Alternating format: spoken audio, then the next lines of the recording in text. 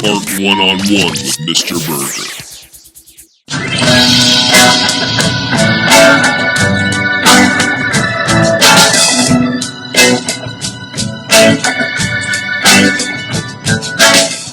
Welcome to Art One-on-One. I'm your pod boss, Nichole Jordan, alongside your professional artist and master educator, Mr. Burgher.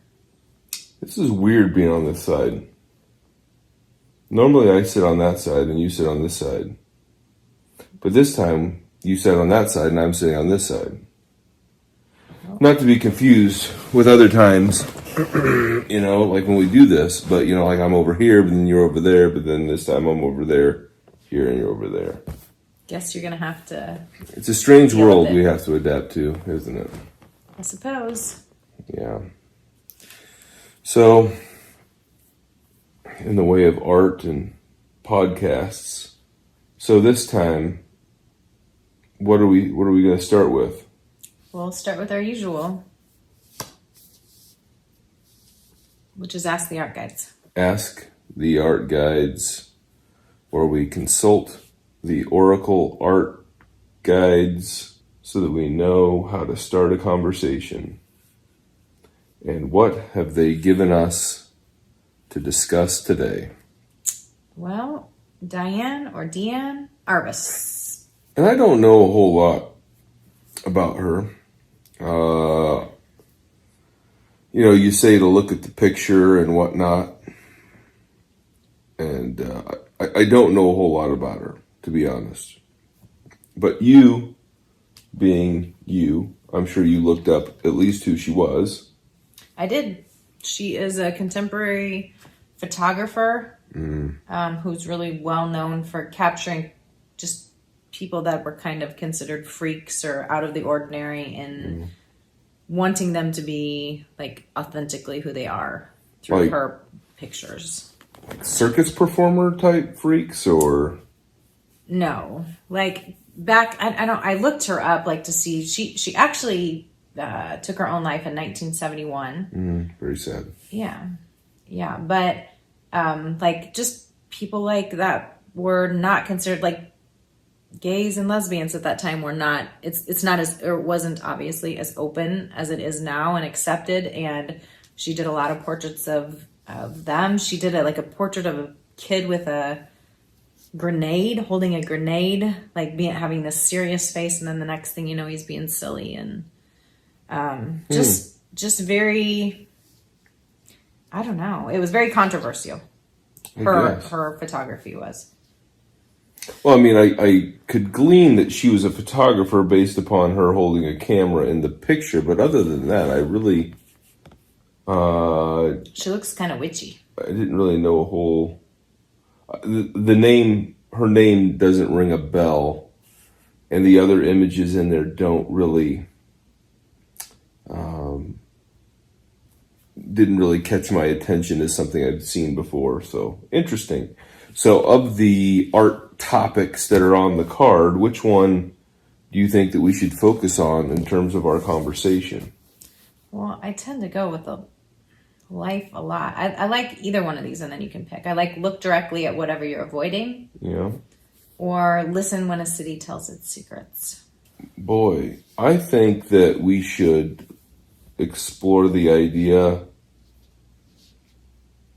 that look directly at whatever you're avoiding.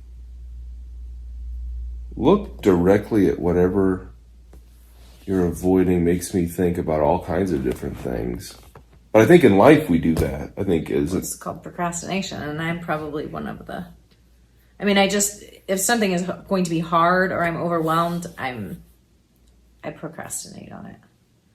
But I don't think that necessarily procrastination is avoidance. I mean, it's avoiding getting something done, obviously. But oftentimes we don't look right at what we're avoiding. You mean like looking at yourself in the mirror? No, I mean like if I'm procrastinating work that I have to do, I'm not going to go and get out my computer and look at the grade book that I'm avoiding, or look at the assignments that I'm avoiding grading, or whatever, I'm going to, we'll just push that aside, just brush it on over there. So what do you think it means? What does that mean to you then? Well, I think that she's saying to do the opposite. Instead of, I think the way that she lived her life based upon that is you're avoiding something. You don't, because you're uncomfortable. Like the so-called freaks. Now I don't know what, would be a more politically correct way of putting that. I'm paraphrasing, like I watched videos on, because I have no idea who she is, and I knew you probably wouldn't, and so I watched a couple of videos on her, and that's what a couple of them said. Like, they used that term, and I think that term was used back then. Now you would never hear that word, no, and, right? Rightfully so. But it was just people and things that were odd.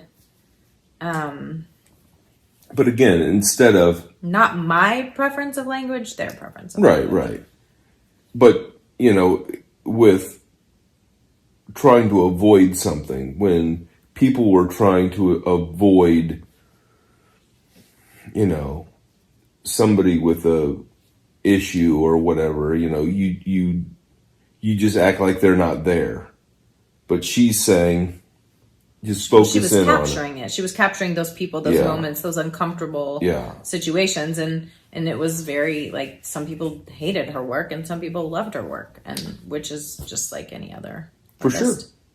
And I also think that in other aspects of life, like, instead of not looking at the thing you're avoiding, zero right in on it. Take a hard stare at it. Well, that's what they tell you to do. Like, if you're prioritizing your day, was it like the frog? What's the saying? Like, eat the frog. Isn't there a saying? There's some saying that's like,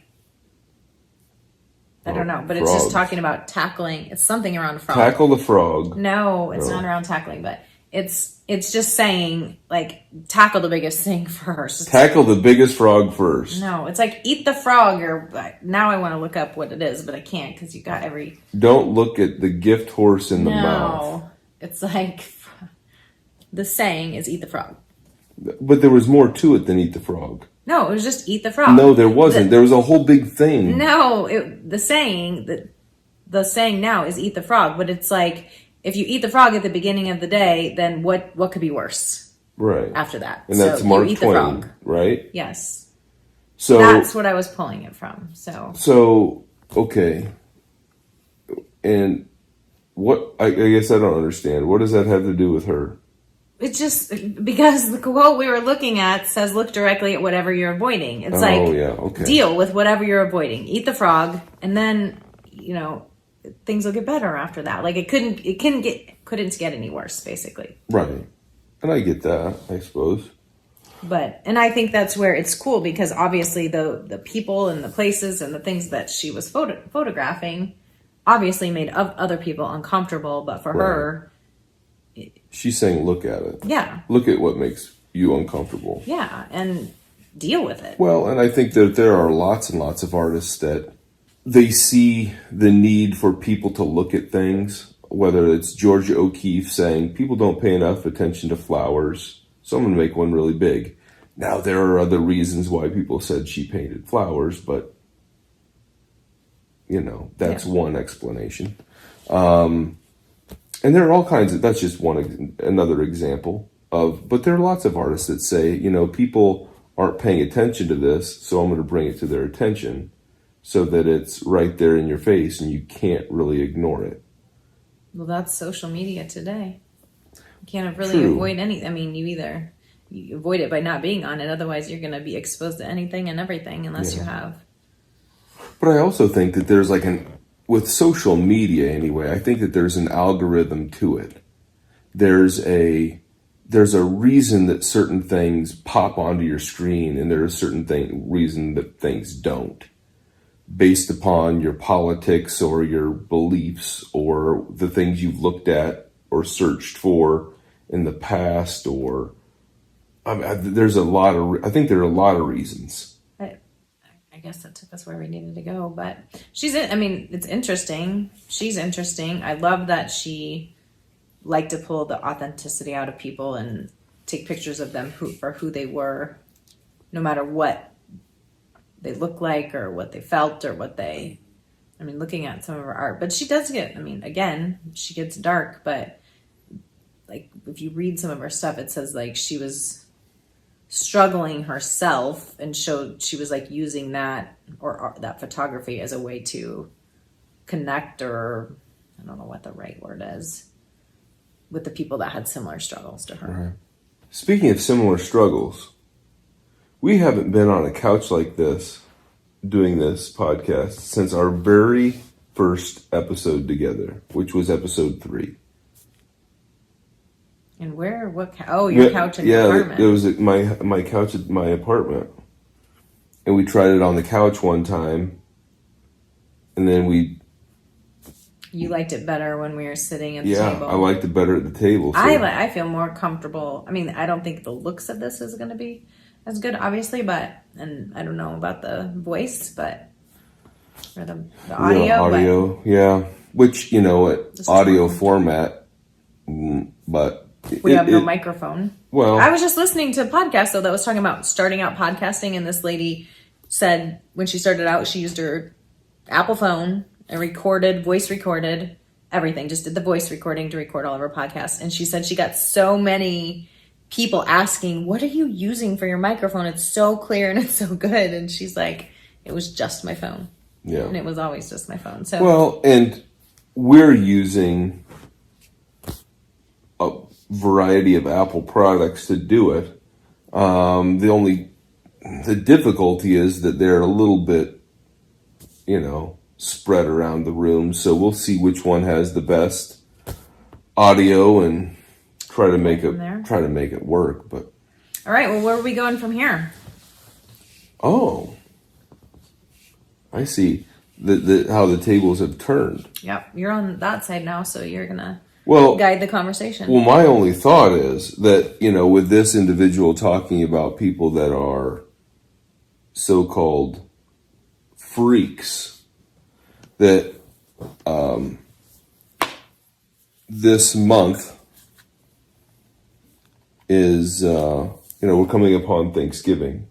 Yeah. And November the 24th is the birthday of Henri Toulouse-Lautrec, a famous post-impressionist artist, printmaker, that sort of thing. So I thought that we would journey into the archives by taking a look at Toulouse-Lautrec very briefly. He had a very rare calcium deficiency, which caused him to have very brittle bones.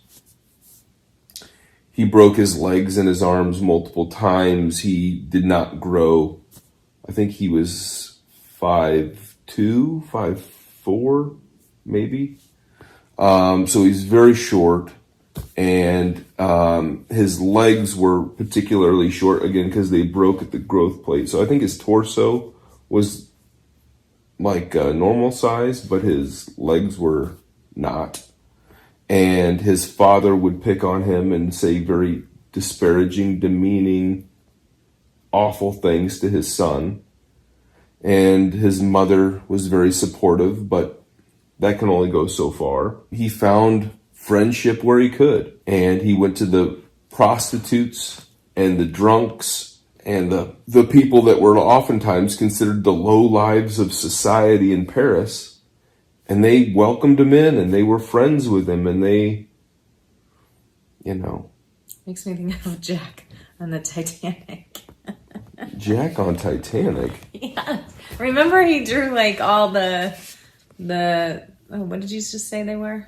Prostitutes? Prostitutes, and he had one of the ladies he drew, I don't think she had like a leg or an arm or something like that.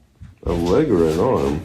I don't recall in Titanic, I recall Jack having his book of sketches, and I remember him putting her out on the couch, and she had the necklace and the whole scene. Mm-hmm. Yeah, and Reliving that in my Yeah, mind. you just calm down. Calm down with your porn movies.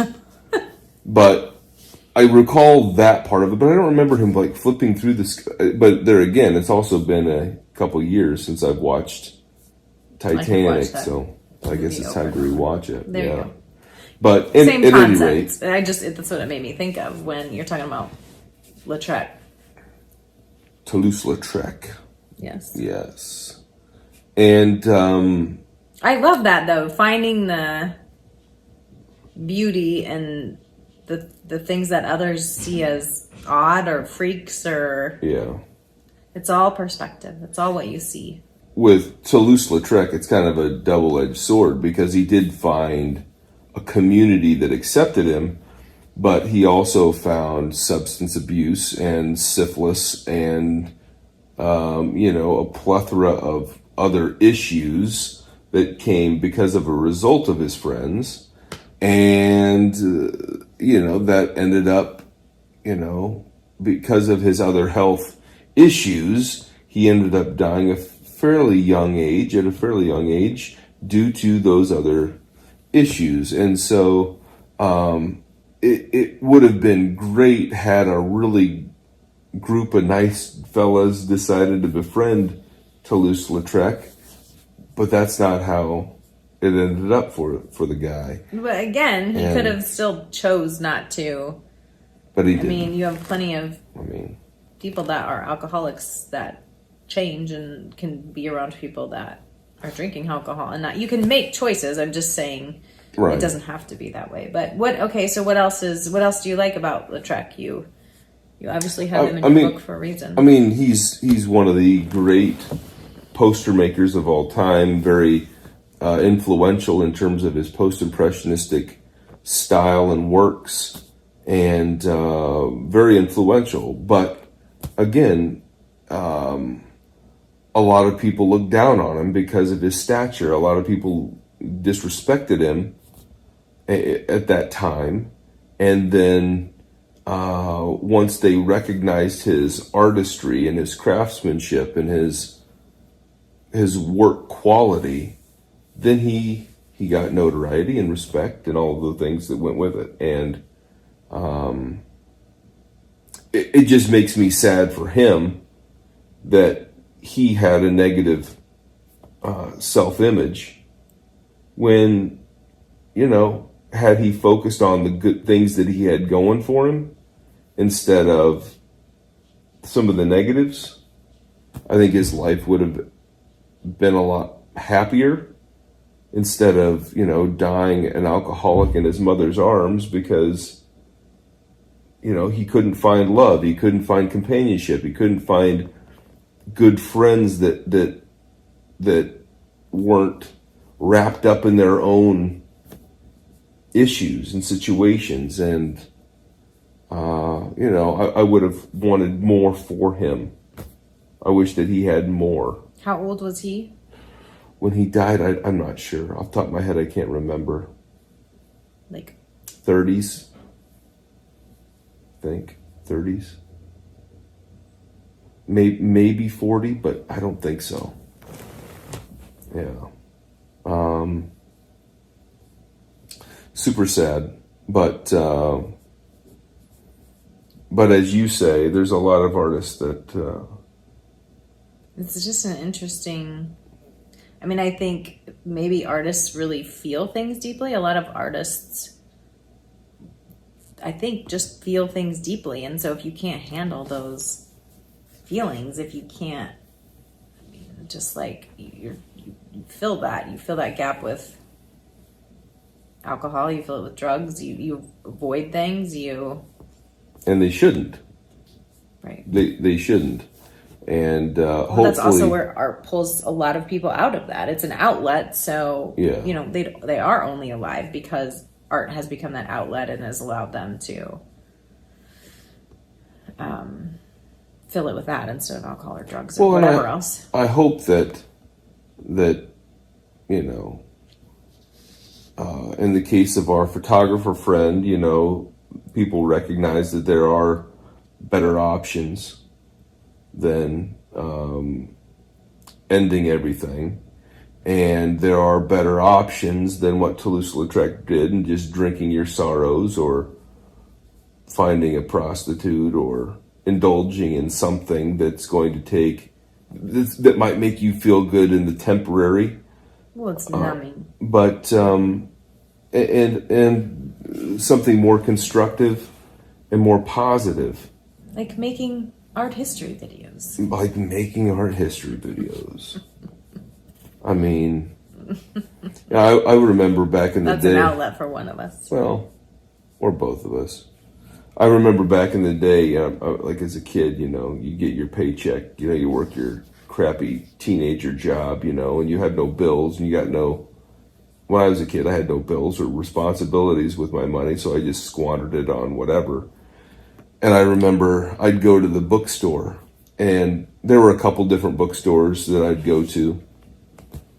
And I remember coming home on several occasions and my mom just being livid that, my God, another book.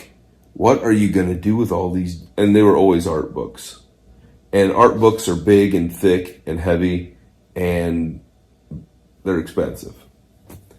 And I remember my mom just being like, oh my gosh, another art book. What in the world are you going to do with all these art books? And I said, Mom, I can go buy cigarettes, or I can go buy, or I can go buy books. And I remember some of her friends being like, it's not that big of a deal. He's buying books, for crying out loud. I mean, keep it in perspective a little bit. Right. And her saying, yeah, okay, you're right. It's not that big of a deal. But just try to save some of your money. I don't know that You're still not good at saving your money. You're an impulse person. I'm an impulse buyer. I'm an impulse buyer, but I think like right now I'm trying to do better by saving money, because I do have things that, instead of that silly thing that would bring me instant joy, it's okay, let's save and do a trip or a vacation or an art museum or instead of buying all of the fun things that I like at the art museum, I'll buy one thing. Like what's your wrestler guy that's hanging in your car right now? Oh, my luchador. I bought a luchador that's a whole other thing.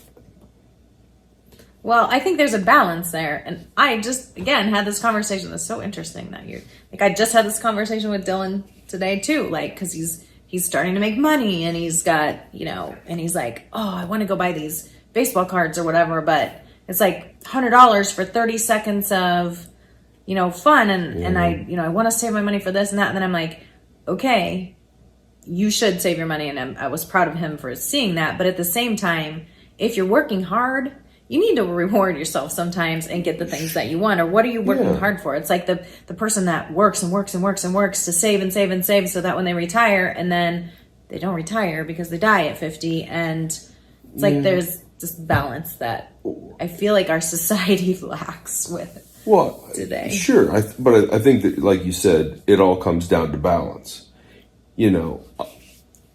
There have been several situations in my life that I have been put against the wall where it's like, okay, I could go and cash out all of my retirement, and I'm going to have money in my pocket to do these things that I feel like I need to do, but then my retirement is gone. And fortunately, cooler heads have prevailed, and I have never cashed out my retirement, and I have not done, despite all of the things, whether that's people that have said, no, cash it out, spend your money on, let's put the money toward a house, let's put the money toward a car, let's put the money, go buy this or go pay for that, those fees and the penalties and the lost money, not to mention my lost retirement, would have been a whole lot, put me in a whole lot worse position than just letting things be the way they are and thinking, okay, I don't need to resort to that yet. Maybe, but I haven't, and, and even having, like, your paycheck comes in and just trying to be smart about, okay, here's how much money I've got. I'm going to pull this much out and I'm going to put that into a savings account and I'm not going to touch it. And being very adamant about, okay, once the money's in, I'm not pulling it out because that money is being saved for, potential things, but nothing that I need to. I'm not buying anything yet, so it's just going to be saved. Right. And that's a hard for me. That's a hard thing, but well, everybody has their vices, and it just, I don't know, unfortunately it seems like a lot of artists lose themselves in those vices or lose their lives because of those vices or those. And I do think it's because I think when you're creative and you're artistic and you really feel and see things, it's hard to really feel things and really see people. She's seeing like what's her name? Diane? Yeah. Diane? Like, she's taking picture of these people that are suffering and been through trauma and, but you can't tell me she's feeling that when she's taking those pictures. She's, I don't know, that has to affect her. And there has to be a reason why she's choosing why these types of people and places and things are appealing to her. And I, from reading and listening about her, it's because she related to them. She related to those people and those. And so, I don't know. I just think that maybe why artists such as musicians, we've had those conversations, musicians and artists. What is that? What is that? The something club? You call it the 27 Club? The 27 Club, yeah, which just... Yeah, which that's not all... artists. I know. It's musicians and lots of things, but that's also... sometimes self-inflicted, sometimes accidental, sometimes, but no matter what it is, no matter the circumstance, a kid passing away at 27 is sad, I think back, to how much life I've lived since I was 27, and it's like, they never got to that point. Right. And with all, you're not even considered an adult till you're 26 now. Who said? Well, like health insurance, for instance, you can have your children on your health insurance. That's true. I do believe that's more accurate than 18. Though I don't think you're able to make any life decisions at 18. I don't think you've had enough experience. I don't think you've had enough time in this world. I don't know. I also think that it's like just the way things are with millennials versus Gen Xers, like our generation versus the younger generations. I mean, we're built different than they are. We approach work different than they do. We approach life differently than they do.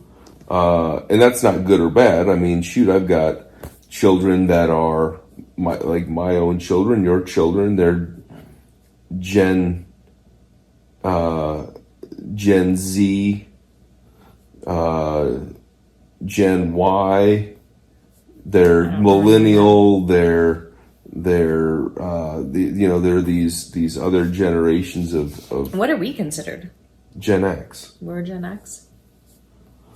Let's break out from the tangent here. And do you remember what your video is from this past week that dropped? What was it? I don't know. You told me I couldn't do any research this week. You said you just need to come in and we need to have a what did you say? Quit being an uptight. No, like a conversation, Monkey about it? you want to just have an open conversation. I didn't need to prepare anything, and you wanted to see how it goes. So here I am asking you, what was your video that dropped? I have no idea. It doesn't matter. People will go back and find it. You know, what I would say is go back into the video archive. If you've liked this, you know, go back and watch some other podcasts if you haven't already. But we're trying to shift the podcast a little bit because go in and take a look at Toulouse-Lautrec videos. I got a couple of those. Everything's down in the description. If you're watching this on some other platform, you're listening to this on some other platform, then find me on YouTube, TikTok, YouTube Instagram. is where the most prevalent. Sure, that's your wheelhouse. But there's some stuff on on the TikTok. There's some things here and there that people can find. I just encourage people to go there and do a search for something that they might be interested in, whether that's Toulouse-Lautrec. I've got some videos on photography that are in there that'll be down in the description this time because we're talking about a photographer. I have not made, as I'm completely ignorant to this artist. Who's your favorite photographer?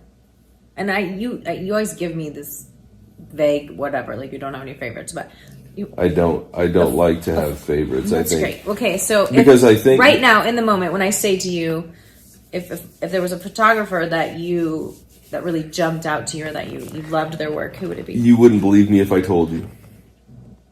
Okay, so tell me.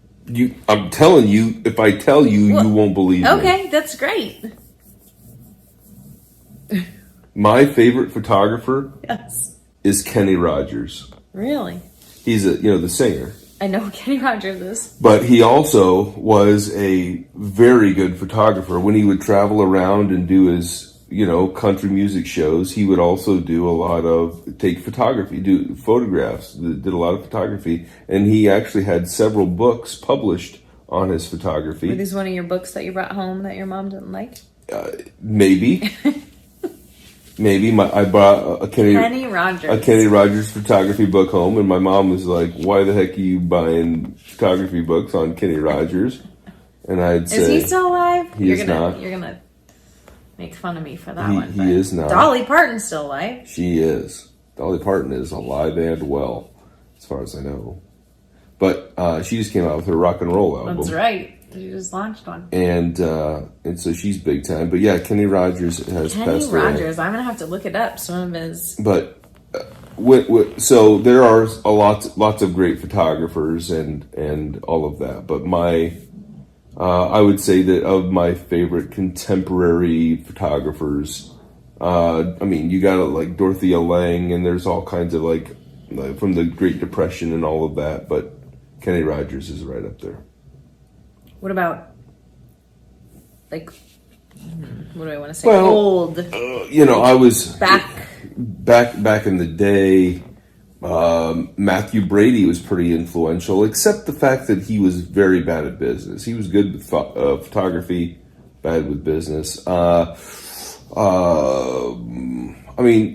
You go back far enough, and photography becomes a completely different thing than what it is now. You don't know this song. You always say you've never heard this song, but it makes me think of the song. I don't know the name of it. Okay, well, I can't help In color? No, should have seen it in color. Like shows all these black and whites, and it's like the song is talking about if you could see it in color. Which a movie I was just watching the other night took a black and white and kind of transitioned it into color. And I think it makes you think like what would some of those photographs look like had you seen it in color. It's one of my favorite songs. But okay, so what were you going to say about the old? It's just like if you go back to like the Civil War, photography was a completely different process than it was during the Great Depression, and it was a completely different process, in the 1980s, and it's a completely different process now. Just the idea of like a digital photographic image now is like super crisp, very, you can do lots of stuff with it. You can blow it up to different huge scales, where back in the day, and like even in the early 2000s, a digital picture's like, oh my gosh, it was pixelated and just garbage. And I remember those blocky or it was almost a square. It looked almost like a Polaroid camera. And there were these digital cameras, and they were garbage. And I remember when I was student teaching, the one of the schools that I had worked at had a digital camera, and I'm like, these are garbage. And then one of the photography teachers brought in their digital camera, and I'm like, oh my, like that actually takes a pretty okay picture. And then like the phones, the evolution of the phone camera, just like a garbage picture that was just like 5 pixels of color that were just like, what in the world is this monstrosity? Photography. And now, like, with your phone, I can take a better photograph with my phone than that's because you have the best of the best than most cameras. Well, but there again, I mean, it's that it's evolved. That technology has evolved fairly quickly, really, since over the past 20 some years, it's really evolved quite a bit. Well, I suppose that's as good a place as any to go ahead and chop it off and wrap it up. Thank everybody for viewing. Make sure you like, share, subscribe. You can look for us, me, Mr. Burgher, Art 101 content all over social media. And I would highly encourage, and thank you very much for any interactions on those other videos and pieces of content that you run across. And of course, anything you can do to help with the algorithm in terms of leaving comments, leaving questions, feedback on this or other videos is very much appreciated. What you do like. As always. So, another one in the books. Thanks for watching. We'll see you next time.